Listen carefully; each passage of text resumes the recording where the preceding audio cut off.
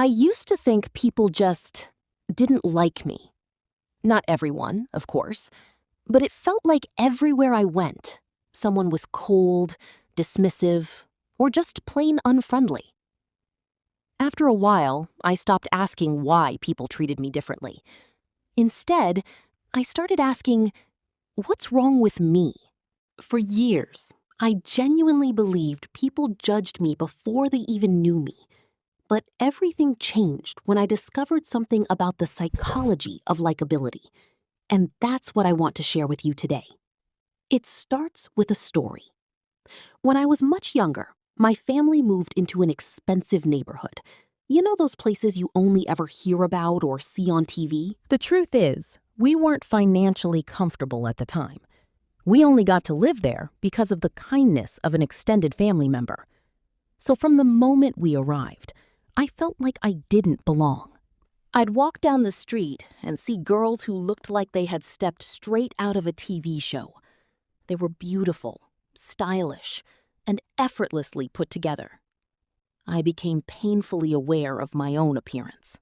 I kept wondering if people could tell that I wasn't supposed to be there. One day, I walked into a convenience store to buy a few groceries. The shop attendant wasn't particularly warm. She answered my questions with short replies, handed me my items, and that was it. I left convinced she had treated me that way because I wasn't as well dressed as her usual customers. So the next time I needed groceries, I went to a different shop. The same thing happened. Then another. And another. I kept changing shops, hoping I'd eventually find someone who was nicer. Then one day, a thought hit me. Maybe nobody likes me. And almost immediately, another question followed. Am I the problem? I decided to change everything I could. I dressed better, bought nicer clothes, worked on my skin, put more effort into my appearance. Yet nothing seemed to change. If anything, people just became better at hiding whatever I believed they felt about me. Looking back, I realized I had misunderstood what was happening. Before anyone had the chance to reject me, I had already rejected myself. The moment I moved into that neighborhood, I created an identity in my mind. I was the girl who didn't belong, the girl who wasn't good enough, the girl everyone would eventually look down on. Without realizing it, I carried that identity into every interaction, every shop, every conversation, every first impression. I wasn't simply expecting rejection. I was communicating it. And that's the thing about insecurity. It doesn't just affect how you feel about yourself. It changes how you see everyone else. Because deep down, I already believed something was wrong with me. Every interaction became evidence. A serious face, a short reply, someone who didn't smile. To me, they all meant the same thing.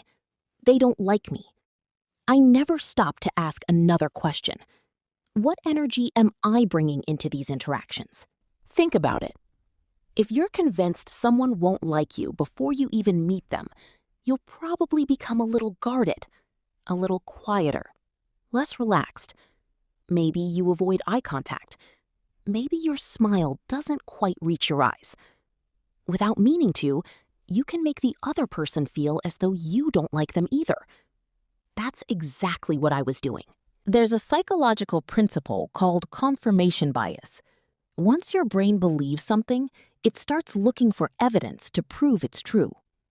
Imagine I asked you how many red objects you've seen today. You probably couldn't tell me. But if I asked you to spend the next minute looking for anything red, suddenly you'd notice red everywhere. Not because more red objects appeared, but because your attention changed. Our insecurities work the same way. If you secretly believe people don't like you, your mind begins collecting evidence. Every awkward interaction becomes proof. Every neutral expression feels personal. Every silence confirms the story you've already been telling yourself. Now, don't get me wrong. Some people really are rude. Some people are carrying burdens you'll never know about. Some people genuinely won't like you. That's life. But not every uncomfortable interaction is about you.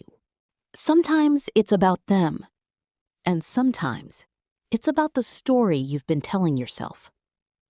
Of course, if almost everyone you meet consistently reacts negatively to you, it's worth looking inward. Not with shame, but with honesty. Maybe it's the way you communicate. Maybe it's how you make people feel. There might be something about you that triggers their insecurities, and that's definitely not your fault.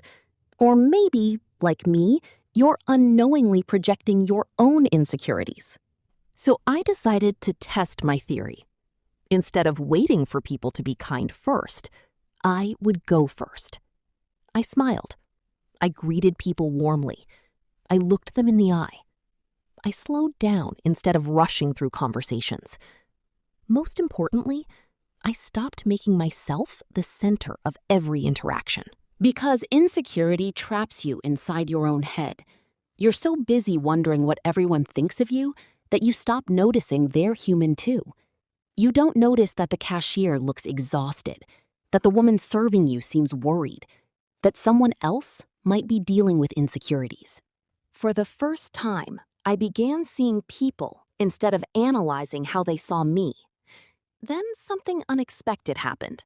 The same people I thought disliked me started warming up to me. Some smiled first. Some started conversations. Some even complimented me. I remember going back to one of the shops I'd avoided before. This time, I walked in differently. I smiled when I greeted the attendant. I expected the interaction to go well. I was calm, relaxed. She wasn't overly friendly, but she wasn't cold either. I thanked her, smiled, and left. The next time I came back, she smiled first. Over time, she became genuinely warm. The same thing happened in other shops. People remembered me. They were happy to see me. And I couldn't help but wonder, what changed?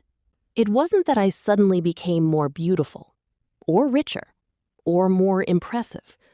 What changed was the energy I brought with me. I stopped expecting rejection. I started expecting connection. I believed I belonged.